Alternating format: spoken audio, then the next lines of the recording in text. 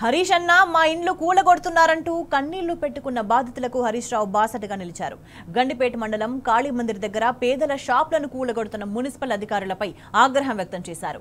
అకస్మాత్తుగా ఇండ్లు దుకాణాలు కూలగొడితే పేదలు ఎట్లా బతుకుతారంటూ మండిపడ్డారు. అక్కడి నుంచే బండ్లగూడ జాగీర్ మున్సిపల్ కమిషనర్ కు ఫోన్ చేసి కూల్చివేతలపై నిలదీశారు. హుటాహుటిన ఘటనా స్థలానికి కమిషనర్ చేరుకున్నారు. హైడ్రా దారుణాలు ఇప్పటికైనా ఆపేయాలన్నారు. అనంతరం కూల్చివేతలను ఆపేసిన మున్సిపల్ సిబ్బంది అక్కడి నుంచి వెనుదిరిగారు. దాంతో తమ పక్షాన నిలిచిన హరీష్ రావుకు స్థానికులు కృతజ్ఞతలు తెలిపారు.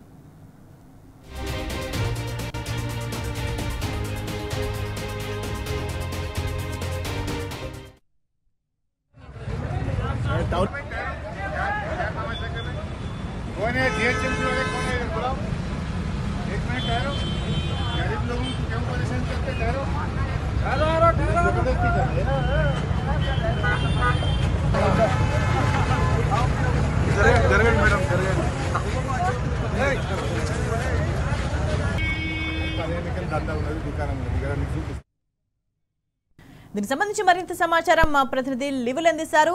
లివిల్ ఇవాళ జరిగిన పరిణామాలకు సంబంధించి స్థానికులు ఏమంటున్నారు? అక్కడ వాళ్ళ ఏదైతే ఈ స్ట్రీట్ వెండర్స్ సంబంధించి ప్రత్యేకంగా ఈ కాంగ్రెస్ ప్రభుత్వం వచ్చిన తర్వాత రెగ్యులర్ గా అంటే వీధి వ్యాపారులు ఎవరైతే వారి ఆ ఇళ్లను కూలగొడుతున్న పరిస్థితి కనిపిస్తుంది. ఈ నేపథ్యంలో ప్రభుత్వం కూడా గత కొద్ది రోజుల కింద సీరియస్ అయింది.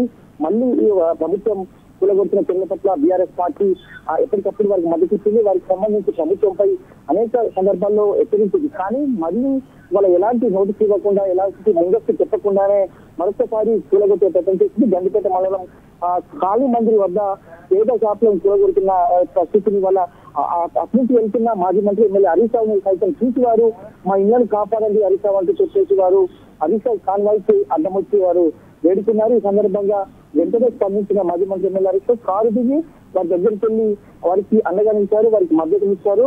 పేదల ఇండ్లు దుకాణాలు అకస్మాత్ కూలగొడితే ఎట్లా పరిస్థితి అధికారులపై మండిపడ్డారు.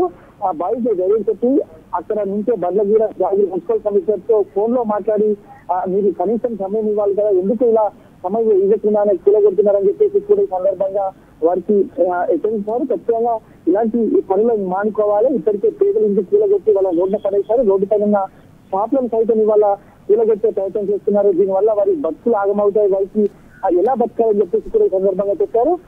అయితే ఇప్పటికే ఐజా పేరిట పేదల ఇండ్లను కూలగొట్టి వారి బతుకులను మరింత దుర్బలం చేశారు. వాళ్ళ మరొకసారి షాపులను కూలగొట్టి వారికి జీవితాలు లేకుండా చేస్తున్నారని చెప్పేసి కూడా మండిపడ్డారు.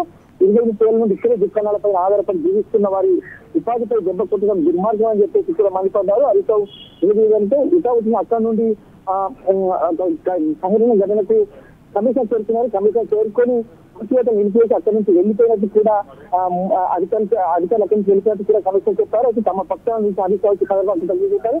గత కొద్ది రోజులుగా అది ఐజా ఒకవైపు అయితే ఇటు ఏదైతే ఆపరేషన్ గ్రూప్ అని చెప్పేసి ఏదైతే రోప్ అని చెప్పి ఆ రోప్ భాగంగా అనేక మంది ఇలా స్ట్రీట్ ఫుట్పాత్ పైన బతికే పేదల బతుకులను సిద్ధం చేస్తున్నారు అని చెప్పేసి కూడా టీఆర్ఎస్ పార్టీ మండిపరిచింది. ప్రభుత్వం ఈ చర్యలు ఆపకపోతే తగిన మూల్యం చెల్లించుకోవాల్సిన అవసరం ఉంటుందని చెప్పారు. గతంలో కూడా ఇదే విధంగా ఎక్కడైతే తెలంగాణ కాన్స్టిట్యున్సీ దగ్గర జెండాదాన జరిగింది. అక్కడ తలసాని శ్రీనివాస్ యాదవ్ వారు కళ్ళగలించారు.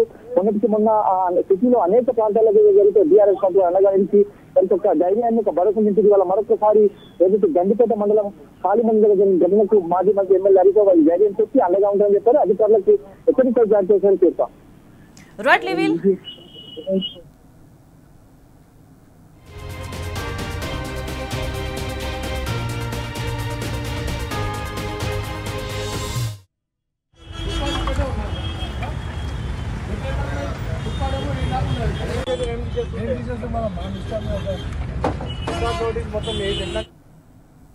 హరీష్ అన్న మా ఇండ్లు కూలగొడుతున్నారంటూ కన్నీళ్లు పెట్టుకున్న బాధితులకు హరీష్ రావు బాసటగా నిలిచారు.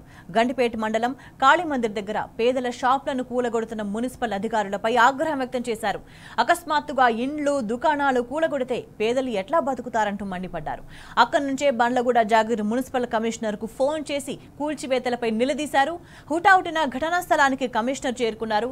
హైడ్రా దారుణాలు ఇప్పటికైనా ఆపేయాలన్నారు. అనంతరం కూల్చివేతలను ఆపేసిన మున్సిపల్ సిబ్బంది అక్కడి నుంచి వెనుదిరిగారు. దాంతో తమ పక్షాన నిలిచిన హరీష్ రావుకు స్థానికులు కృతజ్ఞతలు తెలిపారు.